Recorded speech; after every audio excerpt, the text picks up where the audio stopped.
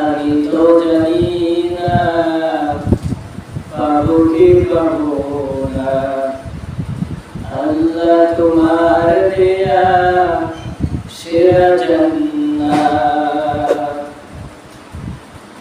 আমি তো জানি না পাবো কি পাবো না, আল্লাহ তোমার দেয়া সেরা জান্নাত।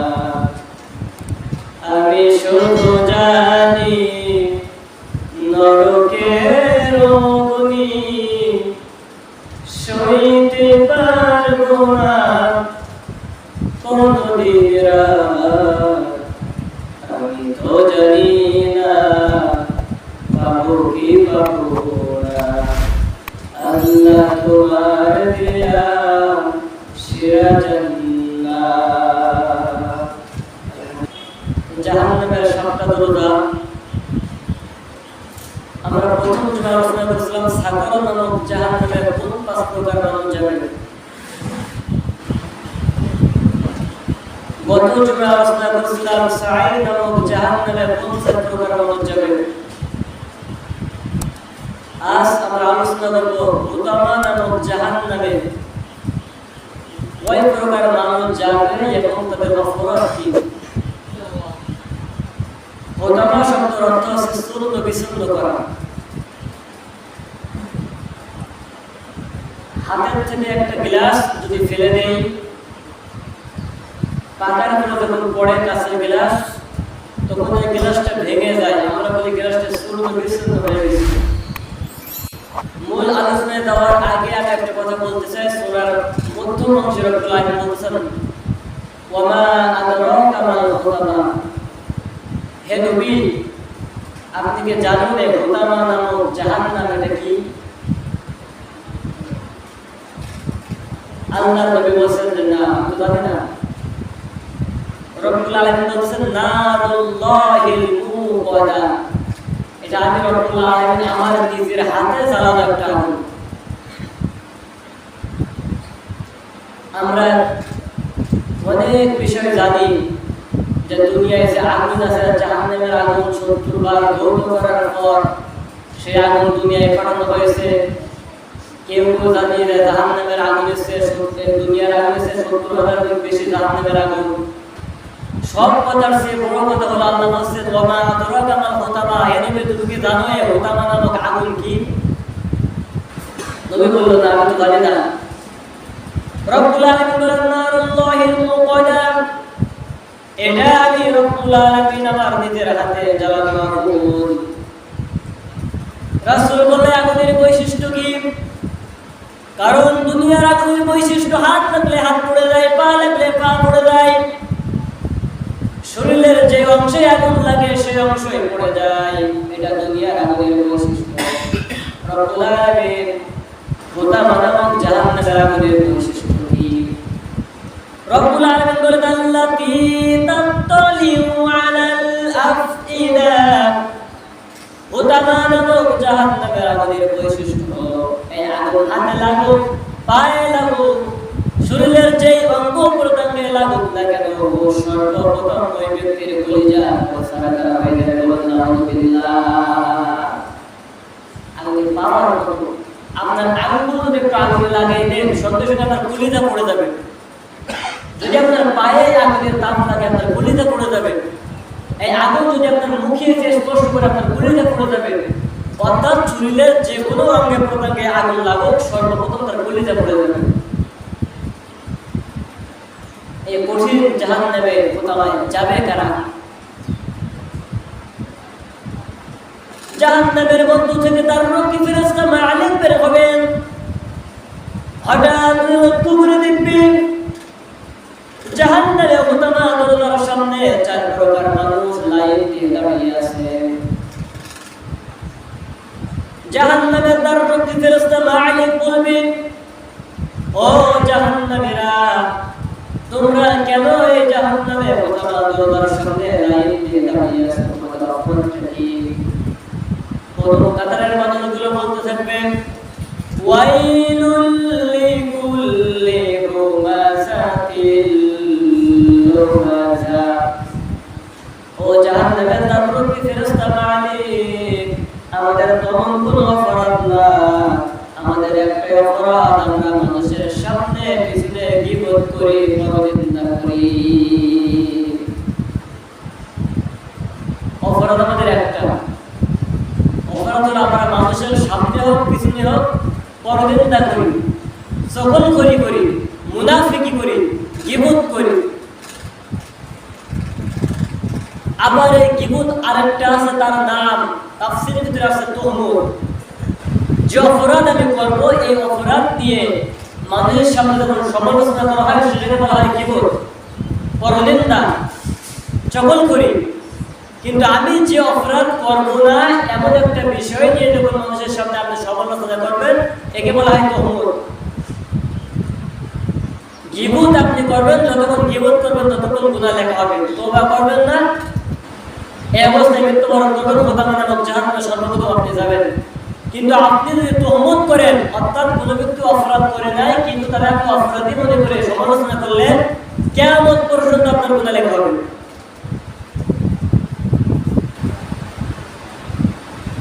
প্রথম কাতারের ব্যক্তিগুলো বলে আমাদের অপরাধ একটা, আমরা মানুষের সামনে পিছনে গীবত করি, পরনিন্দা করি, মুনাফিকি করি।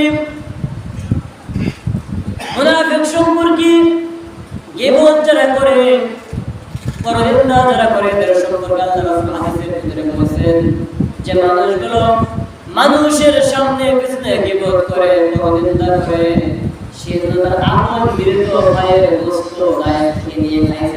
নাউযুবিল্লাহ, নিজের আপন মৃত ভাইয়ের গোশত খেয়েছে। চিন্তা করে দেখুন, এই কথা যদি আপনি আমি বলি, তাহলে কতই না কষ্ট পাবো, আপনি আমি খারাপ লাগবে, রাগ হবে যে আমাদের একটা কথা আমার বলতো, আমি আমার আপন মৃত ভাইয়ের গোশত খাইতেছি। অথচ আপনি কিন্তু এই কাজই করতেছেন,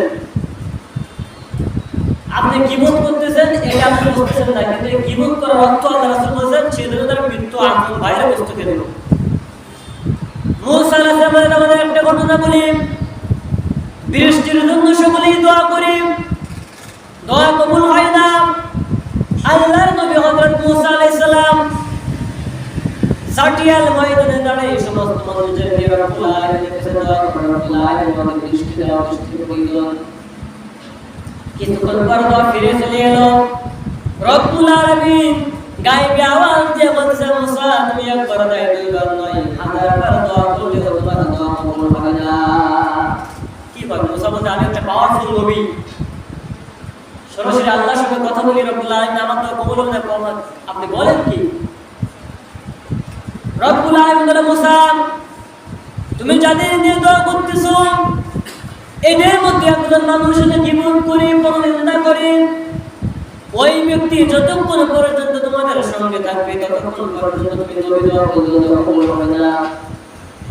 মুসা বলে, এখন করণীয় কি? ওই ব্যক্তির নাম বলুন। রব্বুল আলামিন বলুন, নাম তো আমি বলবো না, তার নাম বলি, আমি তো গীবতের স্বীকার করলাম, আমি তো গীবত করলাম। তোমার কাজ হলো সকলকে নিয়ে খাঁটি দিলে তওবা করো। যখন ওই ব্যক্তিও তওবা করবে, রব্বুল আলামিন তার তওবা কবুল করে দেন, সঙ্গে সঙ্গে বৃষ্টি হবে। নবী মুসা বলছে, ও আমার কওমেরা, আমাদের মধ্যে একজন মানুষ আছে, মুনাফিকি করে, গীবত করে, পরনিন্দা করে। ওই ব্যক্তি যতক্ষণ পর্যন্ত তওবা না করবে, আমি মুসা নবী দোয়া করলে দোয়া কবুল হবে না। সুতরাং আমরা সকলেই একসঙ্গে তওবা করব, ওই ব্যক্তি যে আসো সে আমাদের সঙ্গে তওবা করে দাও। মুসা আলাইহিস সালাম সকলকে তওবা করালেন, হাত উঠে দোয়া করতে দিলেন, আর দেরি হলো না। একজন গীবতকারীর জন্য স্বয়ং মুসা নবীর দোয়া ফিরে আসে। আপনি চিন্তা করে দেখুন, আপনি বন্ধুদের কাছে দোয়া চান, ইমামের কাছে দোয়া চান, দোয়া কবুল হয় না, এই দোষটা আমাদের না, আপনারও না, আমারও না। এই দোষ হলো আমাদের ভিতরে এমন কোন ব্যক্তিকে আসলে বলতে পারবে না আমি গীবত করি না, আমি পরনিন্দা করি না। তো দেখা যায় গীবত করার কারণে, পরনিন্দা করার কারণে একজন ব্যক্তির জন্য আমাদের কারণ দোয়া কবুল হয় না। এই জন্য দোয়া করার আগে সকলে খাস দিলে তওবা করা। সময় সম্পদের জন্য আমি বিস্তারিত বলতে পারছি না, থিওরিগুলো বলবো, আপনারা বুঝে নিন। জাহান্নামে তার রুকি ফেরেশতা মালিক বলছে, দ্বিতীয় কাতারে তোমরা যারা আছো, তোমাদের অপরাধ কি? তোমরা কেন এই জাহান্নামে খোদামার রোজার সামনে দাঁড়িয়ে আছো? জাহান্নামের সামনে দাঁড়িয়ে থাকা দ্বিতীয় কাতারের মানুষগুলো বলেন, আল্লাযী জামাআ মালাহু ওয়া আদ্দাদা। আমাদের তেমন কোনো অপরাধ না, আমাদের একটা অপরাধ, আমরা মাল সম্পদ জমা রাখি আর বারবার তুলনা করি। মাল সম্পদ নিজের জন্য শুধুমাত্র জমা করি আর বারবার তুলনা করি। একটাই অপরাধ ছিল আমাদের। মাল সম্পদ মানে কি? আমরা মনে করি টাকা পয়সা অর্থ সম্পত্তি মাল। আল্লাহ রাসূল হাদিসের ভিতরে বলেন, আদ-দুনিয়া কুল্লাহা মাতাউন ওয়া খায়রু মাতাউদ দুনিয়া ইমরাআতুস সালিহা। এই দুনিয়ার বুকে সব কিছুই মাল সম্পদ, কিন্তু এর ভিতরে ওয়া খায়রু মাতাউদ দুনিয়া ইমরাআতুস সালিহা, এই মাল সম্পদের ভিতরে সর্বোত্তম মাল সম্পদ তোমাদের ঘরের নেককার স্ত্রী। বলেন সুবহানাল্লাহ। আল্লাহ রাসূল বলেন, দুনিয়ায় যা কিছু, আদ-দুনিয়া কুল্লাহা মাতাউন, এই দুনিয়ায় যা কিছু আছে সবই মাল সম্পদ। ওয়া খায়রু মাতাউদ দুনিয়া ইমরাআতুস সালিহা, ইমরা মানে স্ত্রী, সালিহা মানে নেককার। ওয়া খায়রু মাতাউদ দুনিয়া ইমরাআতুস সালিহা, এই মাল অর্থ সম্পদের মধ্যে সর্বোত্তম মাল হলো নেককার স্ত্রী। এখন নেককার স্ত্রী কারে বলে? যারা নামাজ পড়ে, রোজা রাখে, পর্দা করে, এরাই কি নেককার স্ত্রী? এটা হলো জান্নাতে যাওয়ার জন্য একটা মাধ্যম। আল্লাহর একটা হুকুম, ফরজ বিধান। নামাজ পড়া, রোজা রাখা, পর্দা করা, এটা আল্লাহর হুকুম বিধান এবং জান্নাতে যাওয়ার জন্য আমল। কিন্তু নেককার স্ত্রী রেখে বলে না। মিশকাত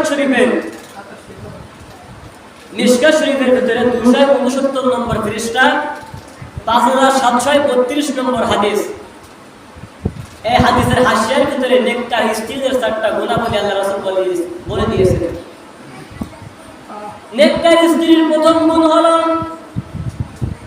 সদা সর্বদা সে তার স্বামীকে সন্তুষ্ট রাখবে, সর্ব অবস্থায় স্বামীকে খুশি রাখবে। এটা নেককার স্ত্রীর 1 নম্বর গুণ।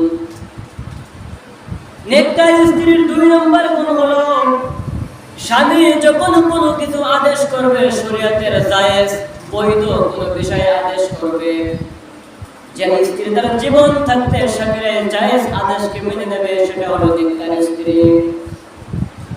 3 নম্বর নেককার স্ত্রীর কথা আল্লাহ রাসূল বলেছেন, স্বামীর উপার্জনের পরে সন্তুষ্টি থাকা। স্বামী যেটা উপার্জন করবে, আয় করবে, তার উপরে সন্তুষ্ট থাকবে, এটা নেককার স্ত্রীর 4 নম্বর গুণ। 5 নম্বর গুণ হলো নেককার স্ত্রীর গুণ, স্বামী যেটা পছন্দ করবে, শরীয়তের ওজর ছাড়া সেই পছন্দ স্ত্রী সেটার অন্তর থাকতে মেনে নেবে। বলুন সুবহানাল্লাহ। বিস্তৃত সমস্যার কথা বলতে পারলাম না। আর নামাজ পড়া, রোজা রাখা, পর্দা করা, এটা তো ফরজ বিধান, এটা তো করবেই। এখন এই বিষয়গুলো যারা গাফিলতা করে, জাহান্নামে হোতামায় 2 নম্বর কাতারে এই মানুষগুলো দাঁড়িয়ে থাকে। জাহান্নামে তার রকি ফেরেশতা আলাইহিম বলবে, 3 নম্বর কাতারে তোমরা যারা দাঁড়িয়ে আছো, তোমাদের অপরাধটা কি? 3য় কাতারের মানুষগুলো জাহান্নামে তার রকি ফেরেশতারা দিকে লক্ষ্য করে বলতে থাকবেন, ইয়াহসাবু আন্না মালাহু আখলাদা। আমাদের অপরাধ হলো আমরা যে যখন ক্ষমতায় আসছিলাম, এই ক্ষমতা চিরস্থায়ী মনে করেছিলাম। এই যে আমি এখন মেম্বারের পরে বসা, আমি যদি মনে করি যে না, এই মেম্বার আমার মৃত্যুর আগ পর্যন্ত ধরে রাখতে হবে, শরীয়তের জায়েজ না জায়েজ, হালাল হারাম, বৈধ অবৈধ কোনো কিছুই বললাম না, হক কথা বললাম না, তাহলে আমার এই মেম্বার কিন্তু আমার কাছ থেকে নিতে পারবে না। আমি যতদিন পর্যন্ত এই এলাকায় থাকবো, ততদিন এই মসজিদের ইমাম আমি থাকবো। আর যখনই আমি হক কথা বলবো, তখন আমার কিছু শত্রু আসবে। রাসূলের জামানায় ছিল, তার আগেও ছিল, কিয়ামত পর্যন্তও থাকবে। যদি কোনো মানুষ স্বৈরাচারের মতো বলে যে আমি 41 সাল পর্যন্ত ক্ষমতায় বসে থাকবো, এই কথা তারা বলে, এটা আসলে আমাদের দোষ না, এটা পৃথিবীর শুরু থেকেই ছিল। নিয়ম অনুযায়ী জাহান্নামের আলোচনা শেষ করার পরে একদিন ফেরাউনের জীবন আপনাদের সামনে আমি উপস্থাপন করব। ফেরাউন কোথা থেকে কোথায় গিয়েছিল, কেমনি কি হয়েছিল, বিষয়ভিত্তিকভাবে আপনাদের সামনে দুনিয়ার দিন আলোচনা করব। সেই দিন দেখবেন আমাদের বিগত দিনের স্বৈরাচারের সঙ্গে ফেরাউনের জীবনটা কত সুন্দর মিল।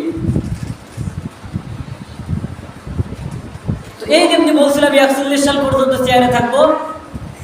আমি যদি বলি যে আমি মৃত্যুর আগ পর্যন্ত এই মেম্বার ধরে রাখবো, এই মেয়ের ঘর ধরে রাখবো, যে যে স্তরে আছে সে তার জায়গা থেকে যদি মনে করে আমি আমার এই ক্ষমতা আমি আমার মৃত্যুর আগ পর্যন্ত ধরে রাখবো, এই চিন্তা ভাবনা তারা করে, খোদা মানব জাহান্নামের 3 নম্বর কাতারে এই মানুষগুলো দাঁড়িয়ে থাকবে। জাহান্নামে তার রকি ফেরেশতা মালিক বলবেন, 4 নম্বর কাতারে তোমরা যারা আছো তোমাদের অপরাধটা কি? 4 নম্বর কাতারের মানুষগুলো বলতে থাকবেন, কাল্লা লা ইউবাতান্না ফিল হুতামা, কাল্লা, কখনো না। 4 নম্বর কাতারের মানুষগুলো বলবে, এতক্ষণ পর্যন্ত এই 3 কাতারের মানুষ যে কথাগুলো বলছে, কথাগুলো আমরাও শুনছিলাম, আমরাও বলছিলাম, কিন্তু আমরা বলতাম কাল্লা, এই যে বিষয়গুলো হলো এই কখনো এই বিষয়গুলো সত্য না। তার মানে আমরা এই কথাগুলো সব শুনতাম, জানতাম, বুঝতাম, কিন্তু বিশ্বাস করতাম না। ওদের তো অপরাধ একটা করে অপরাধ, আর আমার অপরাধ 3টা।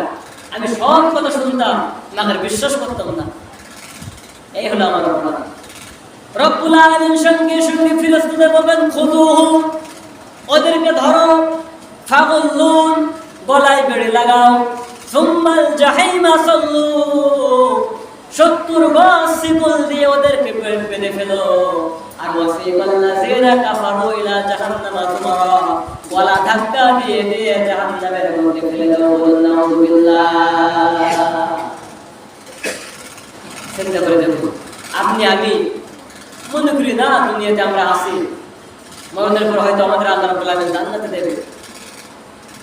এটাও একটা বিষয়, জান্নাত 8টা, জাহান্নাম 7টা। আমরা যেভাবে বুঝি, অথচ জাহান্নাম একটা, স্তর 7টা, জান্নাত একটা, স্তর 8টা। আমরা বিষয়ভিত্তিকভাবে যেভাবে কথা বলতেছি। এখন আপনার কথায় আসি, আপনি যদি মনে করুন যে আল্লাহ আমার জান্নাতেই দেবে, আমি মনে করবো আল্লাহ আমার জান্নাতে দেবে, আরেকজন বলবেন আল্লাহ আমার জান্নাতে দেবে, জাহান্নামে যাবে তারা। কারণ গরু, ছাগল, হাঁস, মুরগি, পুষ্পকে যা আছে, কারণ বিচার হিসাব নিকাশ কিছুই নাই। হিসাব নিকাশ শুধু মানুষেরা জিনের। এবং জাহান্নামে গেলেও মানুষের জিন যাবে, জান্নাতে গেলেও মানুষের জিন যাবে। তারা কারা? এই কথাও কিন্তু রব্বুল আলামিন বলে দিয়েছেন, ওয়ালা কাদ যারানা লি জাহান্নামা কাসীরাম মিনাল জিন্নি ওয়াল ইনস।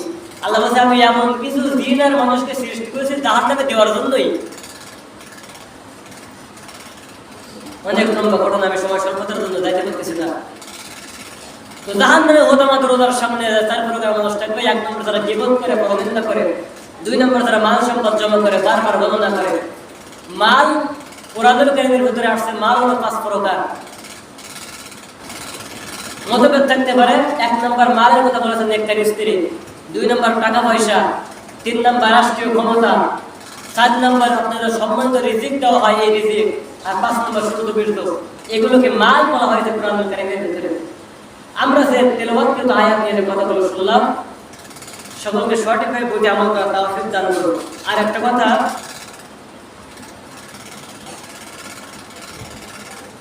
দেখা যায় আমরা মানুষ, ওই যে একটা কথা আমরা বলে থাকি যে মক্কার মানুষের হজ হয় না, একটু পরে যাবো বলতে বলতে হজ হয়ে যায়, ওদের বলে আর হজ হয় না।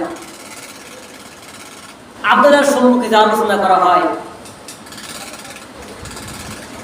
হাদিস এবং কোরআনের দৃষ্টান্ত দিয়ে কোন আয়াত, কোন হাদিস, কত পৃষ্ঠা, কত পারায়, কোন সূরা, সবকিছু দিয়েই কথা বলা হয়। এরপরেও যাদের হেদায়েত হয় না, মন আল্লাহর দিকে হয় না, আল্লাহ ফিরে হয় না, আপনাদের জন্যও কিন্তু আল্লাহর কাছে কঠিন আযাব আছে। আমরা ধারাবাহিকভাবে সামনে আরো যে জাহান্নামের আরো যে 5টা দরজার কথা বাকি আছে, 4টা দরজার কথা বাকি আছে, আমরা এগুলো বিষয়ভিত্তিকভাবে বলবো। দেখবেন আপনি আমি কোন দরজার সামনে দাঁড়িয়ে আছে জাহান্নামের। তো এরপরেও এত কিছু শোনার পরেও যখন আমি আযান শোনার পর নামাজ পড়তে পারি না, আল্লাহর ভয় যখন অন্তরে আসে না, তাহলে বুঝতে হবে আপনার আমার বিবেকের উপরে পুকুরি প্রস্তাব করে দিয়েছে, হেদায়েত আর হবে না মরণের আগ পর্যন্ত।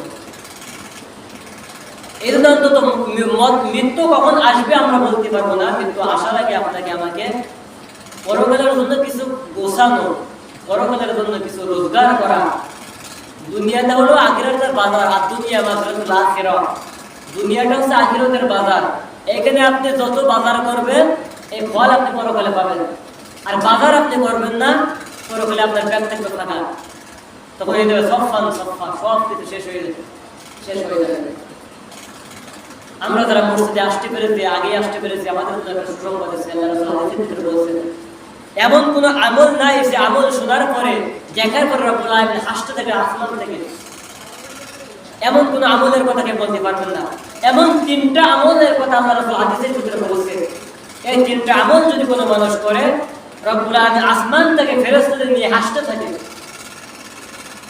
এক নম্বর আমল হলো, যদি কোনো স্বামী এবং স্ত্রী পাশাপাশি বসে কোরআনুল কারীম তেলাওয়াত করে, স্বামী এবং স্ত্রী পাশাপাশি বসে কোরআনুল কারীম তেলাওয়াত করলো, স্ত্রী স্বামীর হাত ধরলো, স্বামী স্ত্রীর হাত ধরলো,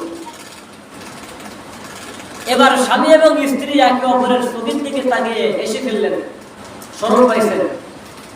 এই হাসি দেখার পরে রব্বুল আলামিন এই হাসিকে এত বেশি পছন্দ করে, রব্বুল আলামিন স্বামী আর স্ত্রীর হাসি দেখে নিজেও হাসতে শুরু করে। ফেরেশতারা বলতে থাকে, রব্বুল আলামিন আপনি হাসেন কেন?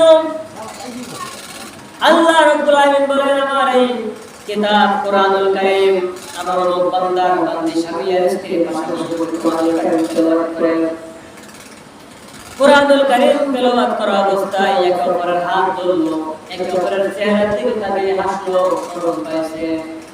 আমি রব্বুল আলামিনের কাছে এত বেশি পছন্দ হয়েছে, আমি রব্বুল আলামিন হাসি আর ধরে রাখতে পারলাম না।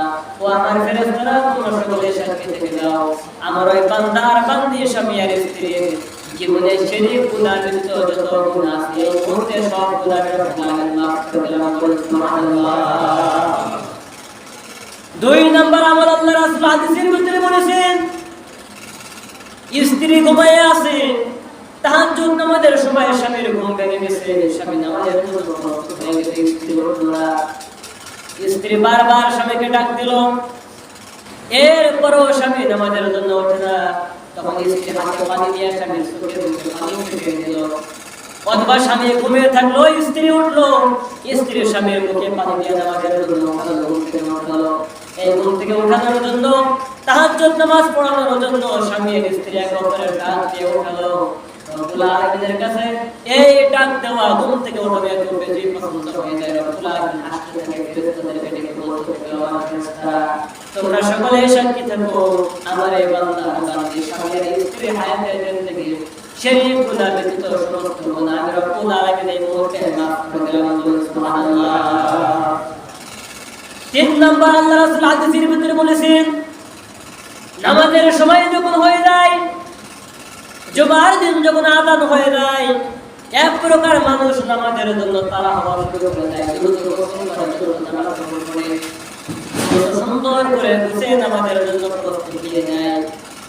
আল্লাহ রাব্বুল আলামিন লক্ষ্য করে ফেরেশতাদের ডাক দিয়ে বলতে থাকে, আমার ফেরেশতারা আযান হয়ে গেছে, এই মানুষগুলো নামাজের জন্য তারা শুরু করে দিয়েছে, দ্রুত গোসল করে, দ্রুত জামা কাপড় পরে, দ্রুত জামা কাপড় পরতে পরতে মাঝে মধ্যে জামা উল্টা করে গায়ে দিয়ে ফেলে, মাঝে মধ্যে জুতা উল্টা করে পায়ে দিয়ে ফেলে।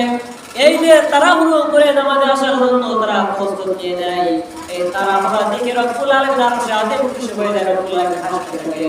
সঙ্গে সঙ্গে রব্বুল আলামিন ফেরেশতাদের বলতে থাকে, আমার ফেরেশতারা তোমরা সকলে সাক্ষী থেকে যাও, আমার এই বান্দা বিগত জুমা থেকে এই জুমা পর্যন্ত যত গুনাহ করেছে আমি রব্বুল আলামিন এই মুহূর্তে সব গুনাহ মাফ করে দিলাম।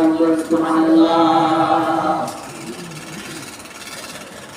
এজন্য আমরা চেষ্টা করব অন্তত আযান হয়ে গেলে দ্রুত মসজিদে আসা। যখন আপনি আমি আযান শোনার পরে মসজিদে চলে আসবেন, রব্বুল আলামিন আরো খুশি হয়ে যাবেন। কারণ আল্লাহ ফেরেশতাদের বলতে থাকে, ফেরেশতারা আমার এই বান্দা তো আমারে দেখে নাই, আমার জান্নাত দেখে নাই, জাহান্নামও দেখে নাই, তবুও আযান শোনার পরে এই মানুষগুলো কেমনি পাগলের মতো মসজিদ থেকে দৌড়ায় চলে আসে। তারা যদি আমার দেখতো তাহলে আমার প্রতি তাদের কতই না আগ্রহ হতো। আমার জান্নাত যদি দেখতো, জান্নাতের আশায় তারা আরো না যদি কত আমল করতো। যদি আমার জাহান্নাম দেখতো, জাহান্নামের ভয়ে তারা না যদি কত গুনাহ ছেড়ে দিত। না দেখে যখন পাগলের মতো হয়ে এত সুন্দর আমল করে, ফেরেশতারা সাক্ষী থাকবো আমি রব্বুল আলামিন এই ব্যক্তির জীবনে সব গুনাহ মাফ করে দিলাম, সুবহানাল্লাহ।